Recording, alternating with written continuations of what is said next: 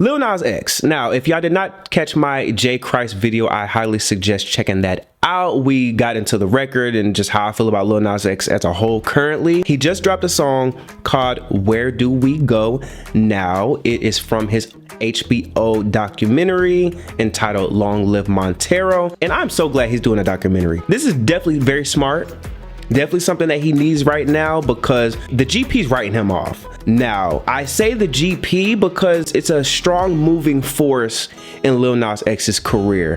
I really don't know Lil Nas X's fan base like that. When I did go to his concert, because I did go to his Montero show that he did in Atlanta, and it was a very mixed crowd. It was a young crowd and it was a mixed crowd. This record is one of his strongest records that he's released recently, and I hate that because this is going to be swept under the rug. This song is going to be treated as a soundtrack to a documentary. The only thing people are going to be remembering is J. Christ, and until he drops something after that, that's all people are going to think about. And the whole tactics of, you know, antagonizing religion, he's been written off in a lot of different ways. Of course, with him being a gay black man, he's already been written out of, you know, the hip hop culture and rap culture and all of those things. So this documentary is going to be very good for his branding. It's going to be very good for presenting him in a certain way because he is a person. He is a human being. You know what I'm saying? So it's going to be cool to see his story. This record talks about him feeling like he's being held back. He's wanting to break free, but there's something that's keeping him pulled down, wanting to feel consoled, wanting to feel comfort in a time of disappointment, in a time of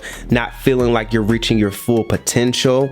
In the bridge of the song, he also talks about like wanting to be somebody else, wanting to be someone else. And I can just imagine being Lil Nas X, because even though it's a lot of fun, it's a lot of games, it's a lot of trolling, there's no telling the impact that all of this fame and celebrity, and if we look back, Old Town Road took him to a different stratosphere, and he's never been the same since. He went straight to mainstream. He didn't have to climb and climb and climb. Like, he went straight to mainstream and he's never left. For his life to change like that so sudden, I definitely can see him feeling that way. There's a lot of depth and meat and potatoes in this song, which is such a big contrast to J. Christ, which wasn't talking about nothing. And it irritates me because this is one of his more stronger records. It's not a rap record, it's a pop record. It's like an alternative record almost. He's tried that sound a lot in his debut album, and I believe that he does that very well. One reason why I'm not too worried about him being exiled from the rap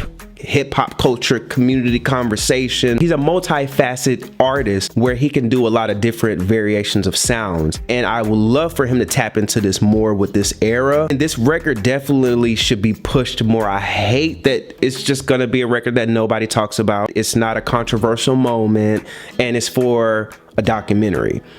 But this is actually one of the strongest Lil Nas X songs that I've heard since his album came out. And he has a good singing voice. I don't think he gets his props for that. And y'all make sure y'all subscribe, y'all. We cranking out the content. Like I said, we have a Usher video coming. Y'all make sure y'all check out the Doja Cat record report. We talked about the Scarlet album. We talked about Pink Friday 2. We talked about Lil Nas X. And we talked about Ariana Grande's comeback era. So y'all make sure y'all check out those videos. I'm Rick the Prince. Y'all have a wonderful, wonderful day, and I'll see you next time. We out.